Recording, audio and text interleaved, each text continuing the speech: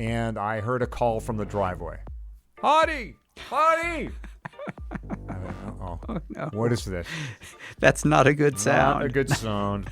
And he was coming back up the driveway, and the first words out of his mouth were, I got no brakes. Oh, no. I got no brakes. And I thought, oh, no. Oh, boy. 3, 2, 1.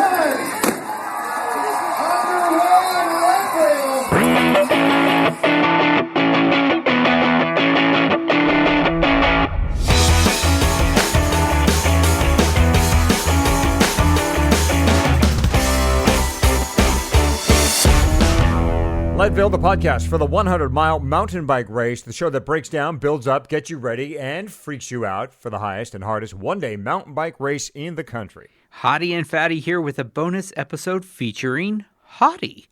You are Mr. 654, but what we haven't really talked about is that 2 of the 5 in the 654 have been in the service of helping someone else do really well in the race, Hottie.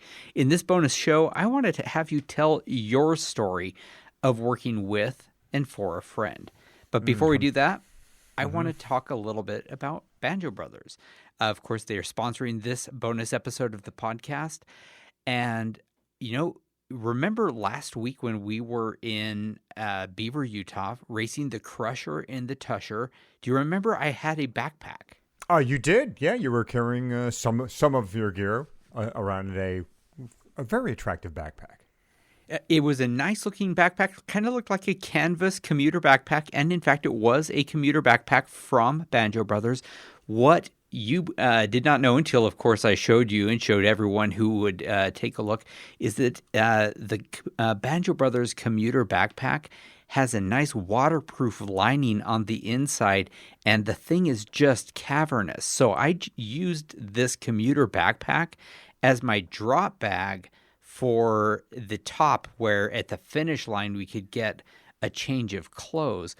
And I still am kind of thinking of myself as a little bit of a genius because I used that, because of course, the rain came down and it was just pouring, and everything I had in that backpack was completely dry afterwards. It was fantastic. And I was able to stuff my helmet, my shoes, my dirty clothes, a clean change of clothes, money, some snacks. I can't remember everything I had in there, but it was everything I needed, and there was still room for more. And it makes a fantastic backpack for riding from the finish line back to Beaver, Utah, as well as for riding your bike from your home to work, where you can change clothes, put all of your cruddy, dirty stuff in, and come back home the next day. Seriously, Banjo Brothers commuter backpack, you think of Banjo Brothers as putting stuff on your frame. This backpack is fantastic. Look it up. I know, obviously, Hottie, I'm kind of recommending it strongly. Yeah, obviously. And the other cool thing I liked about it is it didn't come across as one of these technical, I'm a waterproof bag. It looked like just a cool, nice bag that you could use in many applications. So, in addition, let's add good looking to tough, practical, and affordable Minneapolis base in business since 2003. To get 20% off your order, go to banjoBrothers.com/fatty-favorites. Yeah, that 20% is new. We were at 15%, but the Banjo Brothers guys are even more generous than they used to be. And now, Hottie, I want to move on to your story. I paced my wife, rode with her one time to help her get a fast time in the single speeders category in Leadville. But you've paced a friend not just once, but twice.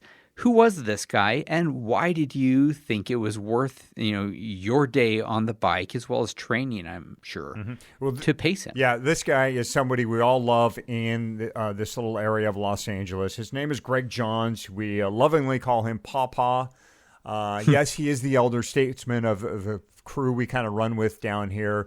He's strong as hell, but nice as hell in the same stroke, and it was easy to volunteer for him, to say, hey, I'm willing to go to Leadville for you and see if we can do something. This all started actually the year I went and crewed in Leadville, because Papa, Greg, was part of that team I was helping out. And he had a great day that day without any experience, with very little race knowledge. In fact, with very little race experience. He'd qualified at Tahoe, which falls, 3-4 weeks before Leadville. Shows up in Leadville. He's in the 60-plus category. There I am crewing. I'm helping him out. Hey, nice guy. Great. What do you know? At the end of the day, he's standing on the podium. No experience. Really?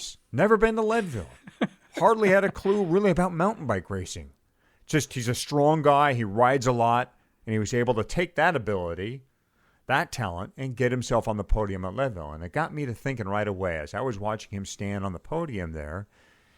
And this is in 2014, I guess. I thought, man, that guy could win the 60-plus category if he just had a little knowledge and maybe a little help. Now, I kept that thought to myself, and later that year, I think it was the early fall, we were on a charity ride together, and I asked him, I said, you want to make the Leadville? You did awfully well. And he said, indeed I am. I said, yeah. I said, Greg, you could win your category.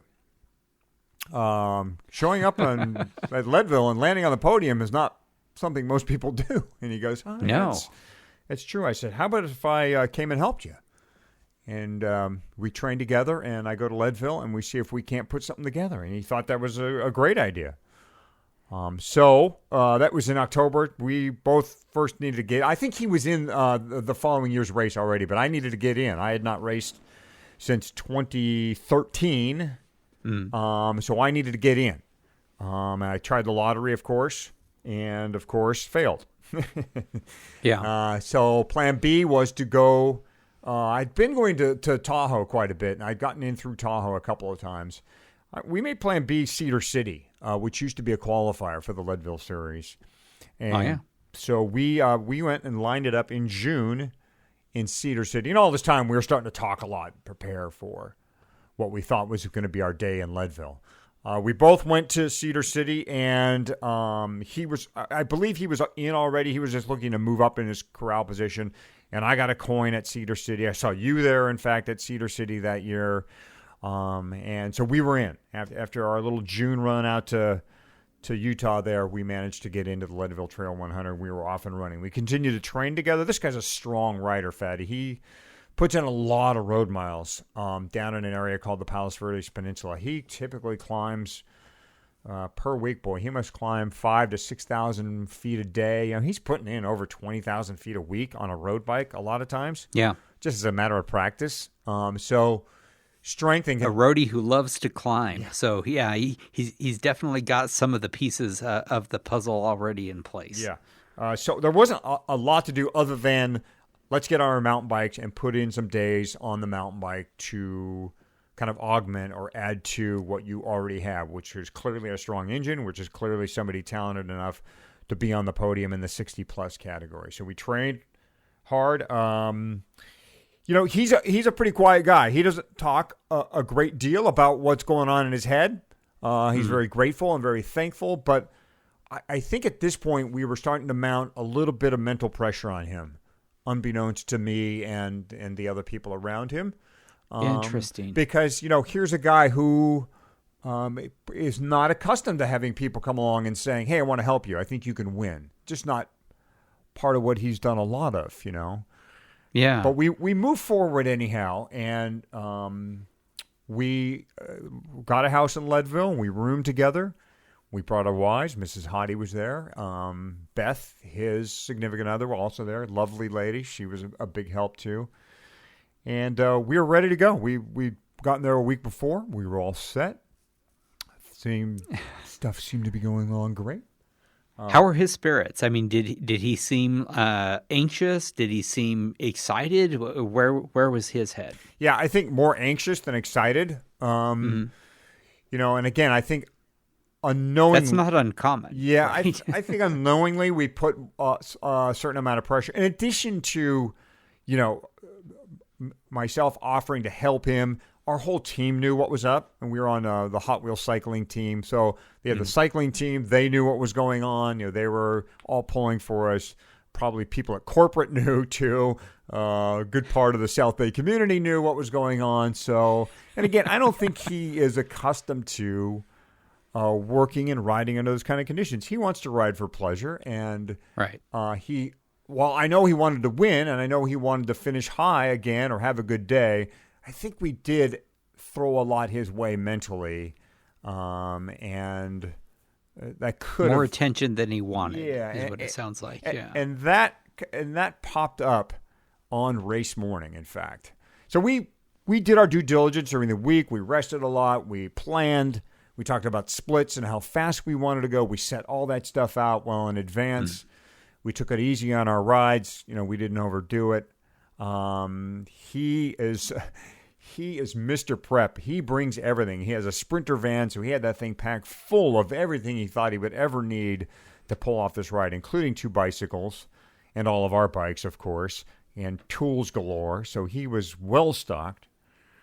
The morning of the ride, we get up and prepare to go to the start line. And he figures he wants to get down there earlier than I do. And I thought, okay. And I believe I was in red and he was in purple. And our idea was I was going to stand at the back of red and he was going to get to the front of purple. So we'd be standing right next to each other. Okay. And so he gets on and goes down to 6th and Harrison. And I'm still up at the house. About what time? Oh, he went down there particularly early. I want to say he left the house at 5. Oh, wow. Yeah. An hour and a half before the race starts. Right. And I don't... That is a long time to just be loitering around, letting your anxiety compound and build. Yeah. I'm all for being prepared, but that feels like I would just work myself up into a state. And I try to do the opposite. While I believe in, getting down there in a timely fashion, I try to bring everything way down. My mode at Leadville always has been to say this to myself or to anybody who's standing around me. Hey, we're just going for a group ride. We're going for a really big group ride with 1,500 other mountain bikers. Yeah, they're going to fire a shotgun at the start, but it's a group ride. And I always try to talk to myself that way and try to put it in those terms. Because otherwise, if you start thinking about your splits right away, and am I going to make my feed, and are my tires pumped up properly, blah, blah, you just start adding all this anxiety. And I think, for me at least, it would set myself up for failure. So right. I always try to lower it down. I have bacon for breakfast, even though that's not perfect ratio. Why? Food is mood to me, and it puts me in a good mood. That's all I'm trying to do. I'm just trying to play little head games with myself. And I think Greg kind of did the opposite. I think he poured it on himself. He started to pour the pressure started building. And so he went down to the start line early, although I saw him pretty quick after he'd left. I was on the floor stretching, loosening up, and I heard a call from the driveway. Hottie! Hottie! I thought, Oh, no. What is this? That's not a good sound. Not a good sound. And he was coming back up the driveway, and the first words out of his mouth were, I got no brakes. Oh, no. I got no brakes. And I thought, oh, no. Oh, boy. That would get in my head big time. But what he did have was a second bike. Almost as good. I mean, he was supposed to ride a hardtail 29er, and that's what I was on too. And he brought a carbon full suspension cross-country 29er that was almost as light and probably as fast and more comfortable. So, it was probably a wash in the end. Yeah, he had trained on the hardtail that whole time, and he'd planned on riding that bike, and suddenly you got a bike change, which can be a bit of a shock to the system. But you need a bike that stops too, and so, yeah, he got on the full suspension, which was a good idea, and went back to the start line before me. In fact, he still beat me down there. I eventually get down there and get in place with him, and he looked good on the start line, in fact, and I was feeling good. I was feeling still good about our prospects of trying to achieve this goal, and I just told him, look, just stay on my wheels. We're getting out of town here. He has not done a lot of crit racing. I've done tons. I said, let's just get out of town safe and sound, and we'll settle into our pace. So I'd pay $20 to be on your wheel off the start line. And obviously I'm deviating here for a sec, but last week at the Crusher and the Tusher, I did in fact just get on your wheel for probably the first 3 miles. That was a nice, comfortable place to be. Yeah. And you have a good, confident style off the line. So yeah, that should have put him in a good place coming down on the pavement towards St. Kevin's. Yeah, and the important bit too is to be able to pick out riders who don't know what they're doing and know how to avoid those people and move around them when you need. And that's all I was trying to do getting out of town. And we did. We got out of town fine. We were in good shape on Keevans. We hit the dirt, and he was there with me, and we were talking, and things were fine. We got over the Keevans climb. I thought his pacing felt good. I'm sure he was a little disturbed by the bike change still. I'm probably wondering how this was going to, shape out his day. But things were going fine, and I was able to, pacing, Fatty, as you know, it's as physically, it can be as hard, and certainly mentally it is harder than riding for yourself, wouldn't you say? It is, because your speed is something that generally you just have. You have a cadence that feels right, a level of effort that feels right, and it's the way you've trained essentially dictates how you're going to pedal. And going a little slower than that is as difficult and uncomfortable as going a little faster than that.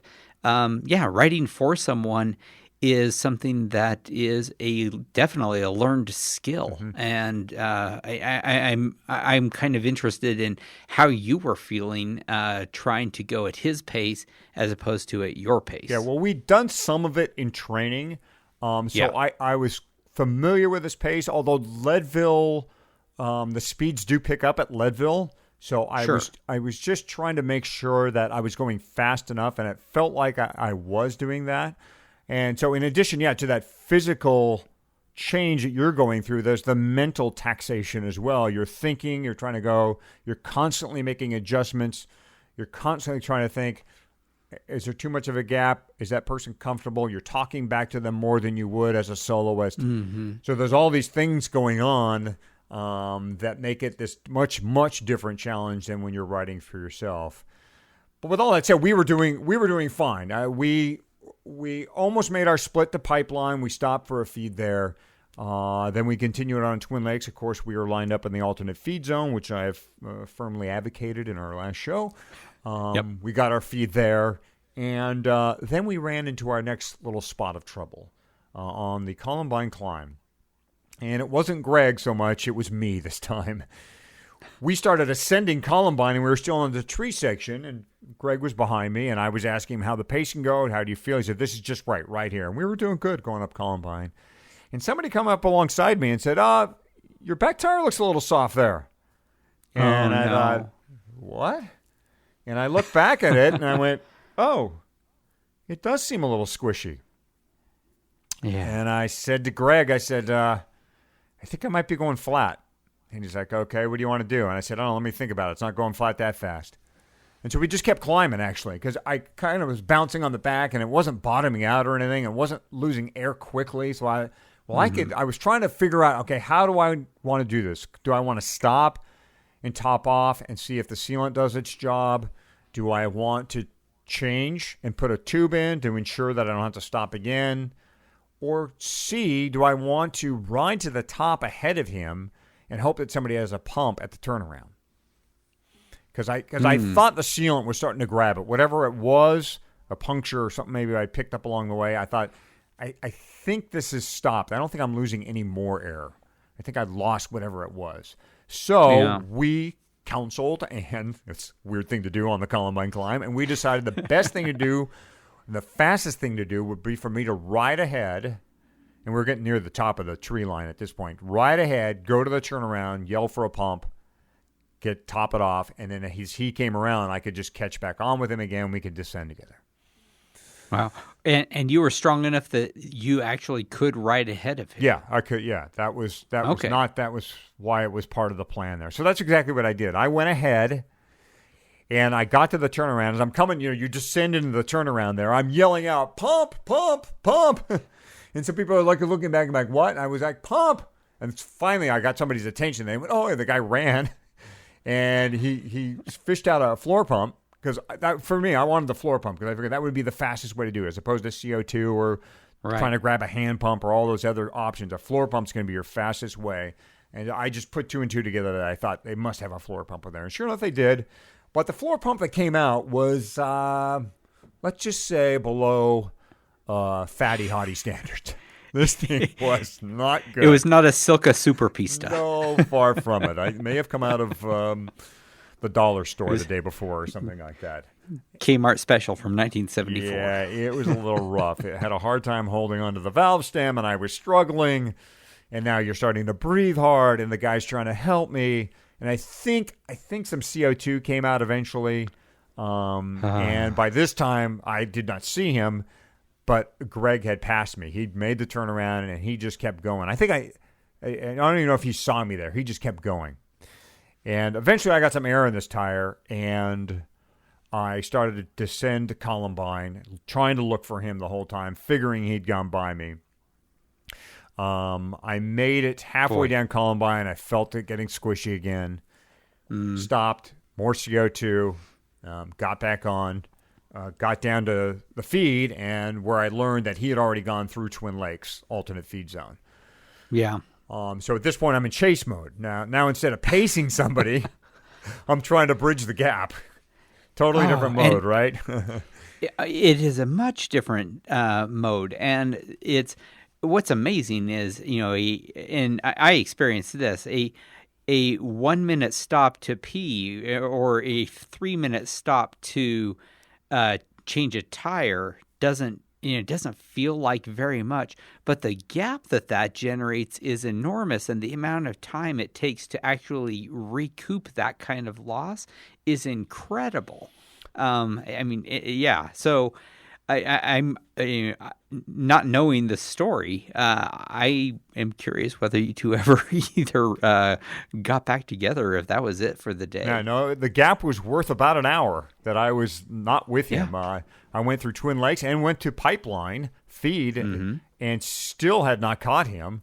But Mrs. Hottie and Greg's wife both said, he's up the road, go get him. He's not far ahead of you now. And sure enough, I got onto the power line climb, and I caught him there as we got to the top of the power poles there. So then we were at twosome again, and still, I think the gold buckle was one of our goals, as was winning the category. We kind of set both of those goals out there because I thought he was fast enough. He had turned the year before, I think, a 9:25 or something like that, somewhere in there. And I thought, that's not for a guy with no experience. He could cut 25, 30 minutes off that time just with knowing the course now and knowing how to do feeds and knowing what he's up against and pacing and then getting some help. Those two things, I thought could put him right over the top, both for gold and if you can break 9 there and you're a 60-pluser, you're probably going to win the category too. Yeah, and it's commonly said that there is a half hour to be gained just from having a better understanding of the course and the race just between your first and your second try at Leadville, that all else being equal, you can be about a half hour faster. Yeah. It's just, knowing what is ahead of you and knowing how you're going to experience that day. So I caught him on the power line, and we were a twosome together, and we descended Sugarloaf in pretty good shape down onto the pavement. Boy, do I hate that pavement section going back to Carteret. I just hate that thing. He passed me there, too. He actually dropped me a little bit because I just hate that section to death. It always kicks my rear going up there. It feels so long, and it is hard to believe it's just 3 miles, but it feels like so much It's just more. awful. It's just awful. But we were again together on the dirt and up and over Keevens. And about this time, as we're coming down Keevens, we realized that, the sub-9 has probably escaped us. But we kept pounding it. We didn't give up. We kept riding strong and hard. And in fact, I started picking up the pace a little bit, and I don't know why. And I just encourage him, just stay here, just stay with me. And Leadville's a race of 1,500 riders scattered over 106 odd miles, and you don't know who you're racing against or who you're with, or if you're in your category at any time. But in the end, it turns out we got a little victory. So we made the turn off that the one section you don't do twice. The what I call the gutter. It's that dirt section, and you turn the left. What do they call that little rocky climb there? It's got a name, doesn't it? That little bottom section? I call it the bitch. Yeah, well, that would be one name for it. We turned onto it, and we kept the pace going. I think he got a little gas there, a little second wind, and he was staying right with me, and we were climbing really strong all the way back up to the pavement, and we were passing people coming home, which was great. And I put him, we got near the red carpet. I put him in front of me, pushed him across the line, made sure he got there. I wanted his picture taken and all that, and got our names announced, of course, and Marilee was there for us. And turns out in the end, he was on the podium again. We did not break 9 hours, but he was on the podium. But we beat the guy in fourth place by just like 15 seconds. We passed that person. Oh, wow. Whoever was in the podium position, we passed them coming down that home stretch because we decided as a twosome we weren't going to just throw this thing away because our goals had apparently been scuffled out there on the course, which was great, though. So he got his podium in the end. So 2 for 2 on podiums. We had a great time. We both, I think, learned a great deal about, working as a team there. It's a much different animal. It's much harder than you can imagine. And in fact, we went back the next year and did the same. We gave it another go. We didn't get it again. We got on the podium again, but it was, I thought it was a great way to spend, because I had done my thing in Leadville, Fatty. Unlike you, I wasn't after the 1,000 mile buckle or anything like that. I wanted gold. I set a time that I don't think I could ever replicate or do any better than. And I was just looking for something else to do there. I still loved the event, wanted to go back, and that was something. And even though we didn't reach that thing we were looking for, it was still a lot of fun. And he's a wonderful guy. He was very grateful the whole way. Totally. And if I would recommend it to anybody who was looking for reasons to ride again. That's one thing you can do is go out there and help somebody and give them a pull. And there's hundreds of stories like that. This is not the only one. You've got one. There's other people who have had run into trouble on their day, and they drop back and they help a family member, a dad, a mom, or whatever. So that's going on all around you. You just want to be aware of it. It's a great way to spend your Leadville.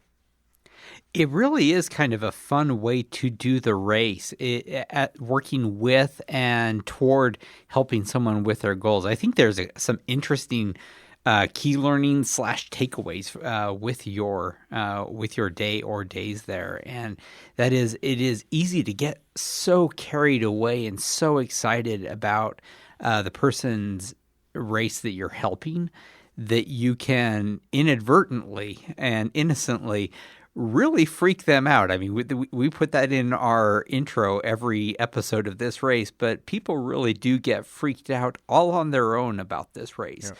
And if they have someone who has committed their day to helping them, it can feel like double pressure, and maybe that's too much. So if you're helping someone, maybe let them know that you are just, you want to help them as well as you can, but that you're happy with however the day turns out. Absolutely. Yeah.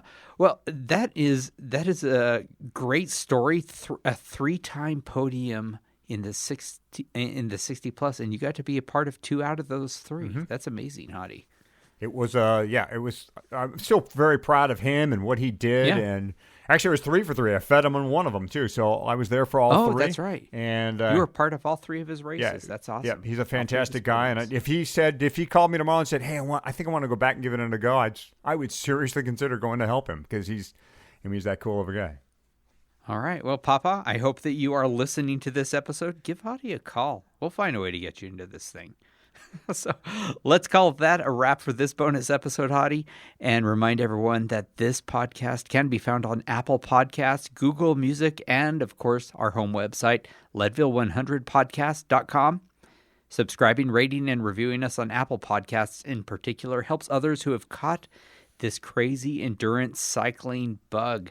They got to find us somehow. Might as well be with your help. And if you have ideas or questions for us, head to the website's comment section and get in touch. And follow me on Twitter @FatCyclist and on Facebook, where Hottie and I are both very active in the Leadville 100 MTB participants group. We always post when there is a new episode there. Easy way to see when it is time to check your feed. Good luck in your pacing, your training. Thanks for listening, and we'll see you at the finish line.